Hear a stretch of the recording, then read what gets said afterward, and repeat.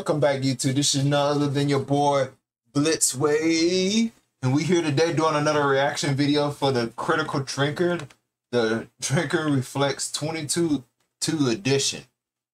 Oh yeah, all kinds of Donkey Kongs, all kinds of chicken and booty and shit. Let's get into it. Here we find ourselves, dear viewer, at the tail end of another year. Our home's cluttered up with unwanted presents that'll probably find their way to the local charity shop within a week or two. Our stomachs uncomfortably bloated and our brains fogged with festive merrymaking and unsafe quantities of alcohol. New Year's Eve is a time to look forward to the year that lies ahead, to make bold plans and inspiring resolutions, most of which will probably fall by the wayside before the end of January. But it's also a time of reflection, a chance to pause by the door and look back over our shoulders at the year that was, to contemplate the highs and lows of those 12 months before finally making our exits. And so, welcome to my final video of 2022. Welcome to the Drinker Reflects. Now, on the face of things, 2022 seemed to have a lot of stuff going for it. We were finally emerging from 2 long years of misery, on and off restrictions, and tedious regulations caused by the unspecified virus of unknown origin. The world had finally reopened, we were able to travel again, we could ditch the clown masks, and most important of all, we could go back to the movies. We'd emerged from the long winter of discontent,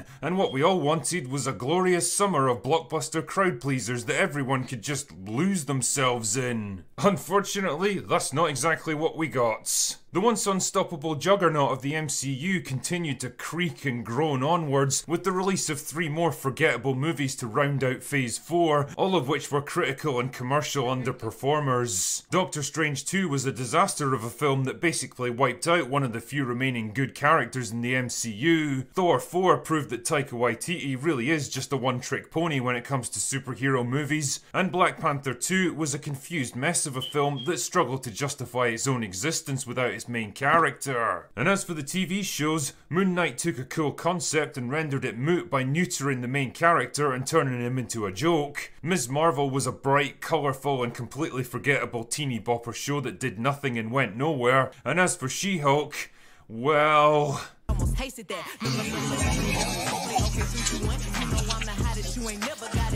You know, I take...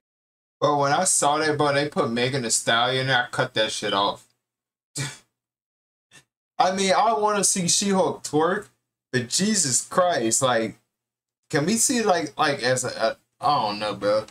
From what I heard they did it on purpose just to troll us. It takes a lot to derail something with as much momentum as the MCU, but I do believe that Marvel may have found a way with Phase 4, a series of movies and TV shows that seem to value quantity over quality, which even die-hard fans are starting to get turned off by. What was once vibrant, energetic and imaginative has become tedious, predictable, bloated and formulaic, and I think 2022 is the year when everyone collectively realised that. In fact, superhero movies, which have basically been the dominant force at the cinema for the past 10 years, really haven't fared that well at all this year. There was the occasional hit that turned out to be way better than it had any right to, but for every Batman there was a Black Adam, Thor Love and Thunder, or God help us, Morbius. It's Morbin time.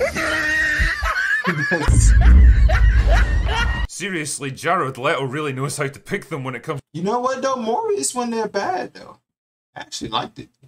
To superhero movies. In fact, some films were so bad that they never even got the chance to fail. After years of flops and false starts. But these movies didn't come out in 2022. They came out in 2021 and 2020.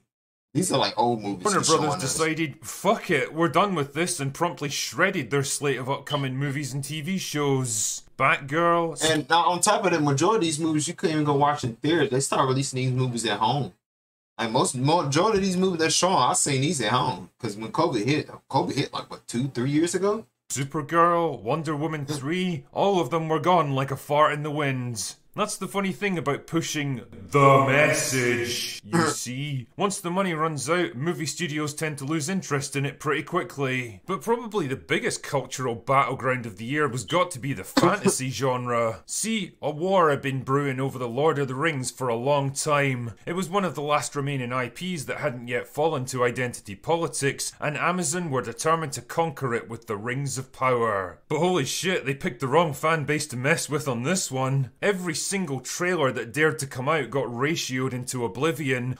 Yeah, they kind of messed up with Lord of the Rings. Lord of the Rings been out since I was a baby, and I knew this franchise had a bigger fan base than anything, and they flushed it in the toilet. They said we done messed up Marvel, we done fucked up DC. Legion. Now we going after the nerds. Well, they were already going after the nerds. Now they're going after the deeper, the hardcore fandom nerds. Of angry fans picked apart and mocked every single scrap of information, every interview, every element of this show. The battle lines were drawn, and when Rings of Power finally came out, war was declared. I honestly don't think I've ever seen a TV show that stirred up such a hornet's nest of absolute rage. The Rings of Power got savaged like no show ever got savaged before, and it was absolutely glorious to see because they deserved it. It was a show that tried to rewrite history, twisted... Hopefully for the love of God, they course correct, dude. This is ridiculous. I don't like woke shit. I don't like watching it. I don't care for it. For the love of God, Disney, DC, Marvel. At this point, bro, y'all better off watching anime.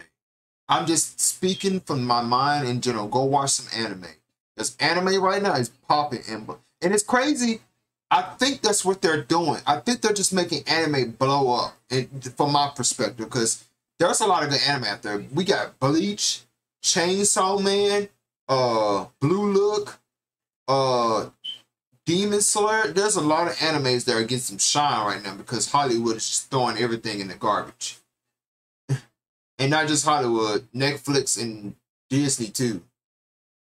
And reshape beloved characters, subvert the work of a great man, and it was rejected by pretty much everyone. Rings of Power wasn't just a bad show that people laughed at, it was a message to every film studio that thought they could buy their way into a fandom, hijack an IP, and use it as a platform to stroke their own egos and push their own political views. And that message was simple. We're not gonna take this shit anymore. That atmosphere of rebellion and rejection was just as strong when it came to absolute garbage like Willow and Witcher Blood Origin, both of which slunk out right at the end of the year, only to get completely annihilated by fans. Rings of Power might have stirred up the hornet's nest, but now everything that followed was getting stung by it. But hey, it wasn't all bad. There were the occasional bright spots in an otherwise bleak and depressing year. House of the Dragon defied all our... That show is good. There's no woke shit in this. House of the Dragon. I don't even think I read it. We're gonna rate it now. That is a 4 out of 5. If you have not seen it, go watch it. Now. Our expectations, including mine, by turning out to be a smart, well-written and brilliantly acted prequel that escaped the long shadow cast by Game of Thrones and delivered the best fantasy show of the entire year. Everything Everywhere All at Once showed us that cool, inventive, quirky movies made by talented people are still getting made. All Quiet on the Western Front was a brilliant and moving adaptation of a classic story, while RRR demonstrated the growing power and appeal of foreign cinema. Because let's be honest here, if you don't give the customer what they want, then they'll find someone else who will. Speaking of giving the customer what they want, Top Gun Maverick was, for me, the absolute standout movie of the year. One of the very few films I've seen in recent memory that dared to be uplifting, inspiring, exciting, and joyfully old school. A film that didn't try to cynically subvert your expectations or push some bleak, nihilistic, revisionist view of its aging hero or update its story for a mythical modern audience that doesn't exist. It was and is a glorious celebration of the classic Hollywood action movies and heroes that we grew up with, and it gave people the thing they've been craving for so long. It deserved every single dollar it made, and it makes me extremely happy to know that it succeeded when so many other films deservedly flopped. And I think in a lot of ways, 2022 will be remembered as the year the woke Hollywood bubble finally burst. It was a year where countless high-profile movies and shows that tried to milk identity. They gonna learn their lesson, because I don't know about y'all as a consumer, as everybody as a consumer, people won't like this at all. They will hate this. In fact, as far as go to say, some people might actually belittle these people because they'll be like, this is some garbage. And, you know, once you keep fucking shit up, people won't buy into it anymore. They'll just be like, yeah, I'm tired of it. I'm not going to go see it. They're not getting my money. I'm going to take this little 15, 20 bucks and go buy me some McDonald's or something. Just saying. Politics, guilt people into watching them, and shame anyone who criticised them, promptly went down in flames. It was the year where there was no pandemic and no lockdowns to hide behind, no way of justifying the shocking decline in box office revenue except to face up to the simple, unavoidable truth. People aren't buying what you're trying to sell them anymore. They're not interested in your dumb, predictable hive mind political views. They don't want to be preached and pandered to, and they especially don't want it from a bunch of corrupt, out-of-touch narcissists that couldn't care less about the very causes they shout so stridently about. You're supposed to be the court jesters of our society, so shut the fuck up and do your jobs. So if there's something good to be taken out of one of the most creatively bankrupt, financially disastrous, and politically divisive filmmaking years in living memory, it's that people have finally woken up to the garbage that they're being fed. They've realised how far we've fallen, how many great franchises have been twisted and ruined in the process, and they're angry about it. And so they should be. Now it's just a question of how long it takes for Hollywood to get the message they're sending. It may be that things get worse before they get better, but I do believe that better they will get. Anyway, that's all I've got for this year. Go away. Go away now. Now, that movie they just showed at the end, I'm trying to... Damn, I forgot the name of that. That was a good movie. I forgot to rate that movie. I'm gonna rate it here too. Let me see. Let me find the name. One sec, because it just came out. It came out, when did it come out? I think it was in November. Am I mistaken? Movies. It came out on Thanksgiving, did it not? Pretty sure it did. Smile was good.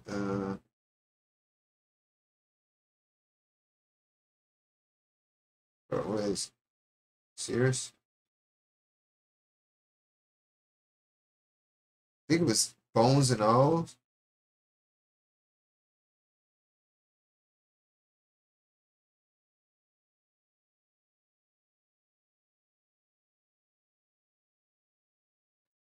Was it Bones and All?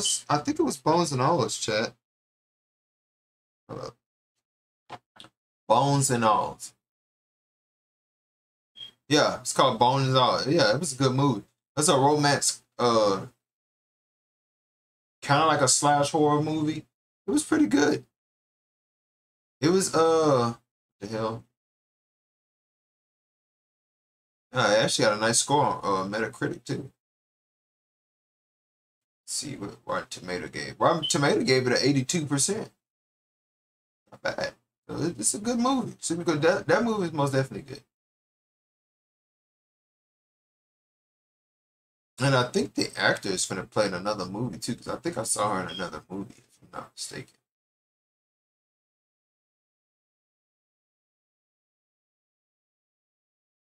Yeah, she's playing another movie. I don't know when it's coming out though. Let's see, Bones and All, Escape. Oh yeah, she played in Escape Room, another Escape Room. Damn, she's been in a lot of escape room movies. What's going on in these escape room movies? But anyways, guys, post comments down below. Let me know if you like my reaction review to this. Make sure y'all hit that like button and subscribe to the YouTube channel. Blitzwave here. We're kicking off New Year's with a bang. And also I have a new outro. Let me know how you guys enjoy it. I'll see you guys next time. Peace.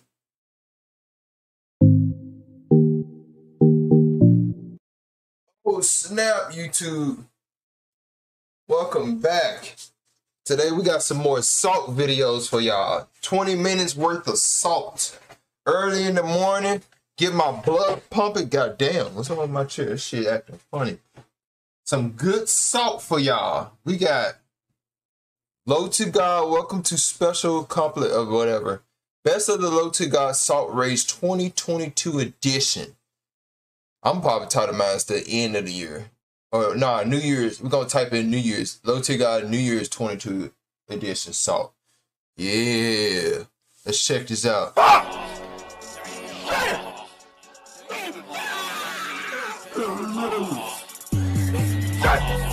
Somebody actually made a beat out of his voice. Oh my god. What the fuck?